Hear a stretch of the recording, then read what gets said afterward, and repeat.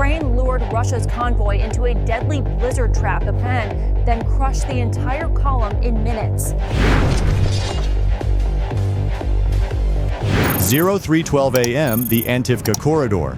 At minus 11 degrees Fahrenheit, a 3-mile-long Russian convoy pushed deeper into a blizzard-choked mountain pass, unaware they were driving straight into a Ukrainian trap engineered for nearly 4 months. In less than 20 minutes, this column, hauling more than 160,000 anti-tank mines and valued at roughly $210 million, would be shredded across the frozen canyon.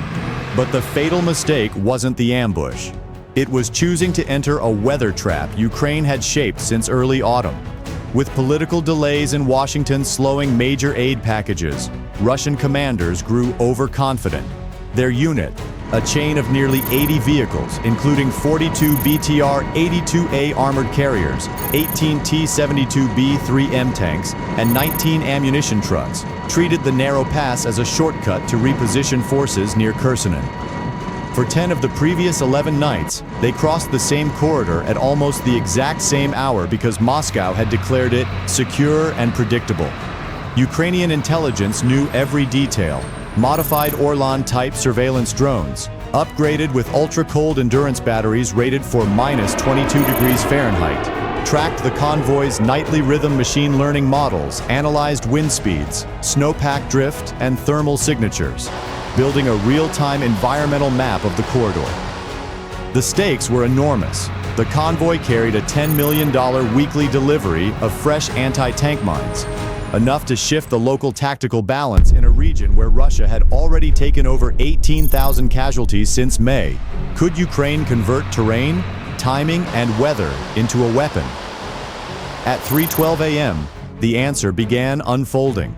As the lead tank passed an invisible trigger point, 20 Ukrainian drones rose silently from carved-out ice pockets hidden in the canyon walls. These weren't meant to strike.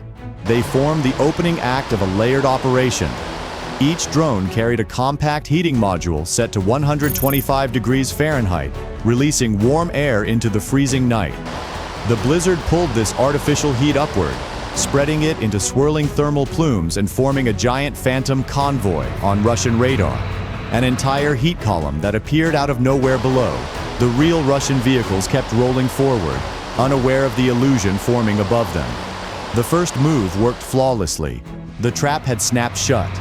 If this opening move surprised you, share your thoughts below and subscribe to follow the next phase of the ambush. The phantom heat column drifting above the canyon did exactly what Ukrainian planners expected. Nearly 14 miles away, a Russian radar station registered a massive thermal anomaly moving north, far larger than anything previously observed in the Antivka Corridor. To Russian operators, it looked like an unexpected reinforcement column. A dozen tanks, multiple APCS, possibly even heavy engineering vehicles, but none of it was real. At 3:19 a.m., the radar crew transmitted an urgent report to their sector commander, triggering a cascade of misinterpretations. Russian artillery units were immediately ordered to reposition, believing a Ukrainian armored push was forming in the storm. Entire batteries moved several hundred yards to face a threat that did not exist. Meanwhile, the real Russian convoy continued inching forward. Visibility had dropped to barely 25 feet. Wind gusts reached 38 miles per hour, carving ice sheets off the canyon walls. This was exactly what Ukraine needed. As the Russians advanced through the choke point, pressure sensors hidden beneath packed snow layers registered the weight of the first tank column. These sensors, each the size of a wristwatch, had been installed during a nighttime infiltration 5 weeks earlier. They required no GPS, no signal emissions, and no maintenance. The cold preserved them perfectly. The data fed into a small command node 1.6 miles west of the corridor, where a Ukrainian special operations team monitored every vibration in the frozen ground. At 3:22 a.m., the team leader issued a single order: Phase 2, mask all engines. Instantly, 8 Ukrainian Hunter drones, larger, slower, and configured for electronic warfare, rose from concealed burrows under snow-covered rocks. Their purpose was not to attack, but to flood the canyon with noise. They emitted a synchronized suite of broadband interference that dissolved radio communications inside the Russian convoy. Truck drivers lost contact with tank crews. Tank crews lost contact with command. A column that was already crawling now became functionally blind and mute. Ukrainian operators escalated the chaos. Using the canyon's natural acoustics, they deployed directional speakers that replayed distorted engine noises from multiple angles. To Russian ears, it sounded like Ukrainian armor was maneuvering on both flanks, even though not a single vehicle was nearby. Nerves tightened, formation discipline frayed. Then came the final nudge. A small Ukrainian scout drone descended through the blizzard and dropped 3 thermal beacons onto the snow ahead, each calibrated to mimic a tank's engine idling at 145 degrees Fahrenheit. To Russian sensors, it looked like they were about to collide with an enemy spearhead. Their convoy stalled instantly. The killing zone was set. If Ukraine's deception tactics impressed you, drop your thoughts below and subscribe to see how the ambush escalates. For nearly 6 minutes, the Russian convoy remained frozen in place, half from confusion, half from fear of the phantom Ukrainian armor ahead. In the blinding whiteout, the canyon felt claustrophobic, every sound amplified, every shadow threatening. This was the exact moment Ukrainian planners had been waiting for. At 3:28 a.m., ground sensors detected the full length of the convoy stretched out across the narrowest portion of the corridor. Tanks were bunched too close. Trucks had closed gaps to avoid losing sight of each other. 3 APC drivers had even stepped out of their vehicles to examine what they believed were Ukrainian thermal signatures ahead. From a tactical perspective, the convoy was now one continuous immobile metal target. Ukraine moved to Phase 3. Hidden beneath nearly 5 feet of drifted snow, 15 Ukrainian demolition charges, disguised as natural rock formations, activated simultaneously. These were not mines, but directional ice fracture explosives, designed to manipulate terrain rather than destroy vehicles. They fired upward. The blasts sent massive slabs of pre-weakened ice cleaving off the canyon walls. Each slab weighed between 6 and 12 tons, plunging downward like natural avalanches. The Russians mistook the first impacts as artillery strikes and instantly panicked. 3 vehicles gunned forward. 2 reversed. 1 tank skidded sideways and jammed the entire column. Within 30 seconds, the pass was completely blocked from both ends, but Ukraine wasn't done shaping the battlefield. A second layer of charges detonated farther up the slope, triggering a cascade of compacted snow that collapsed onto the road. It wasn't enough to bury vehicles, but enough to trap them behind a 14-foot wall of frozen debris.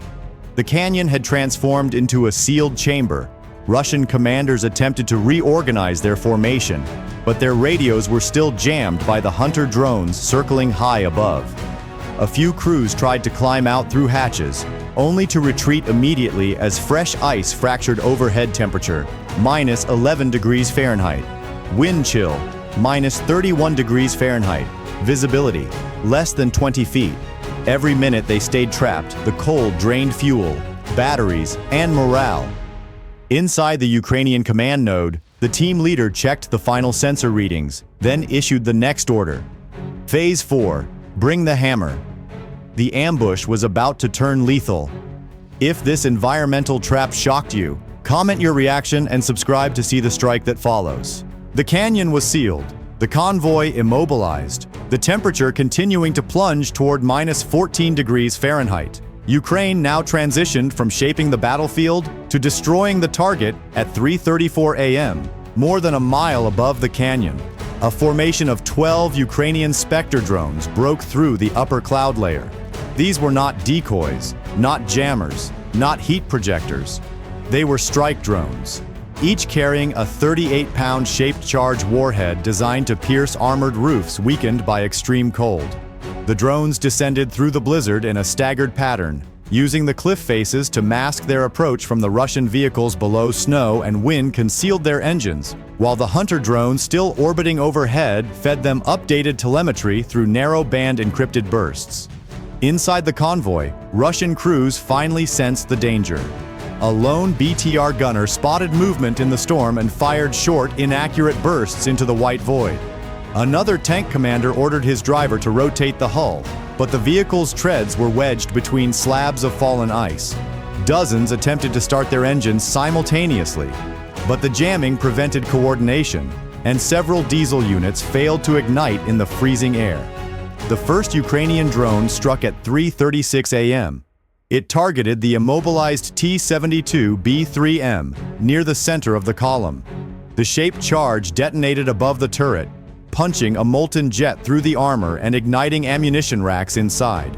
The explosion echoed through the canyon like a cannon blast amplified tenfold. Shrapnel tore into two ammunition trucks immediately behind it, setting off secondary detonations. The second wave of drones followed within 40 seconds.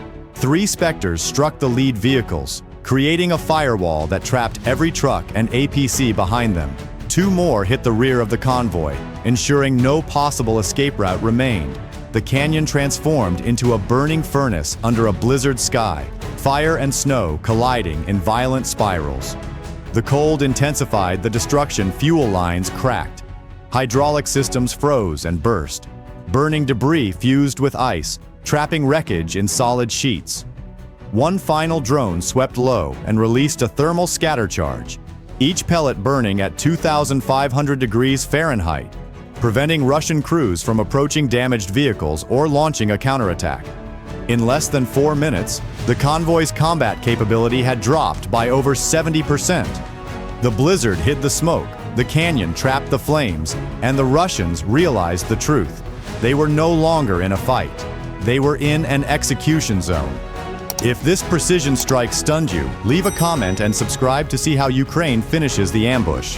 By 3:41 a.m., the Antivka Corridor had transformed into a death chamber of fire, shattered ice, and trapped steel. Yet Ukraine's operation was far from over.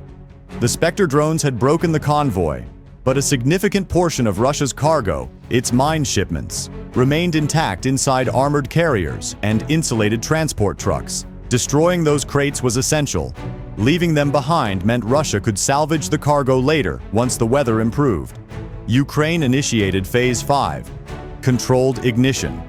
Deep inside the canyon wall, hidden beneath a collapsed ice shelf, Ukrainian special operations teams had positioned 4 remote detonation thermal lances. During their infiltration weeks earlier, each lance could project a 3,000-degree Fahrenheit plasma burst, capable of melting through heavy armor. Their purpose was not to explode vehicles, but to cook the cargo inside. At 3:43 a.m., the first lance fired.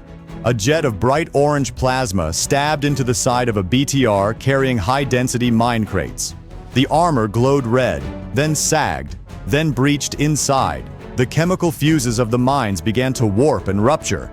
Instead of detonating violently, they popped and hissed, rendering themselves unusable. Ukraine had engineered the lance temperatures precisely to avoid chain reactions. The second lance targeted the central freight truck, one of the largest in the convoy, melting a hole clean through its side.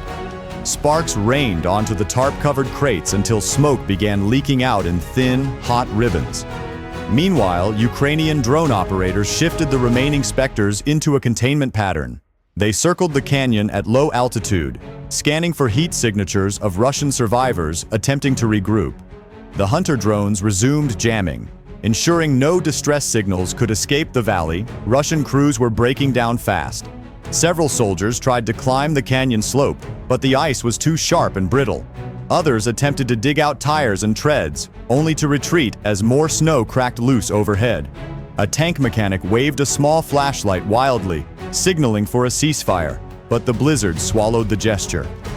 At 3:46 a.m., a series of secondary flare-ups rippled through the central section of the convoy. Fuel cells cooking off, ammo boxes bursting, electric systems shorting out from the heat lance damage.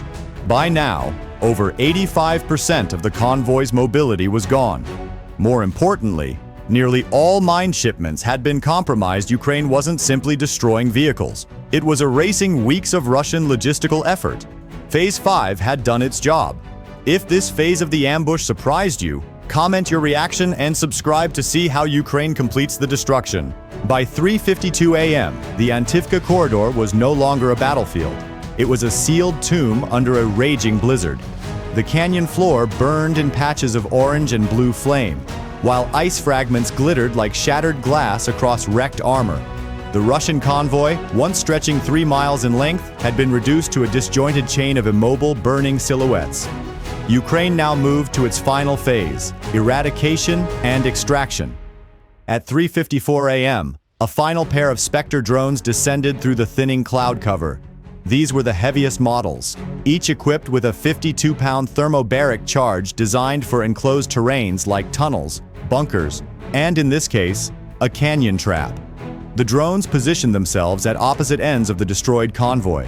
Ukrainian operators synchronized the attack with a 4-second countdown. At 3:55 a.m., both charges detonated. The canyon amplified the blasts like a massive echo chamber. Pressure waves ricocheted off frozen walls, creating a rolling shock that crushed vehicle hulls already weakened by ice fractures and previous strikes. Snow condensed into white vapor. Flames stretched horizontally as oxygen was sucked and expelled in violent pulses. Russian survivors were thrown off their feet before the sound even reached them. When the echoes finally faded, the Antivka Corridor fell silent.